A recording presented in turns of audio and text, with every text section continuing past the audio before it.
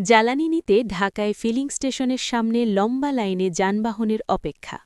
কখনো লাইনে দাঁড়ানো নিয়ে বাকবিতণ্ডা, আবার কখনো চাহিদামতো জ্বালানি না পেয়ে বিশৃঙ্খল পরিস্থিতি তৈরির অভিযোগ উঠছে।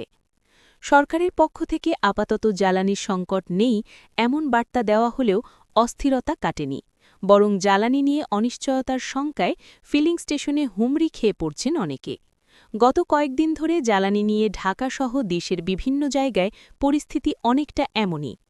কেবল বাংলাদেশ নয়, ইরানের সঙ্গে যুক্তরাষ্ট্র ইসরায়েলের সংঘাত শুরুর পর থেকেই জ্বালানি নিয়ে অস্থিরতা তৈরি হয়েছে গোটা বিশ্বেই।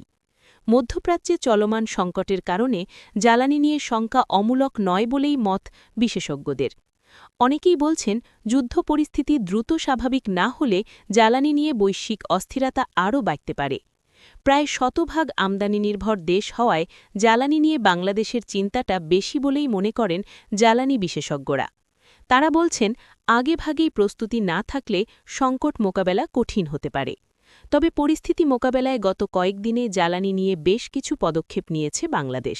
এতে সাধারণ মানুষের উদ্বেগ কতটা কমেছে তা নিয়ে অবশ্য প্রশ্ন রয়েছে। জ্বালানি ও খনিজ সম্পদ মন্ত্রী ইকবাল হাসান মাহমুদ টুকু বলছেন, সংকট মোকাবেলায় ভারত, চীন, যুক্তরাষ্ট্রসহ বিভিন্ন দেশের সাথে যোগাযোগ করা হচ্ছে।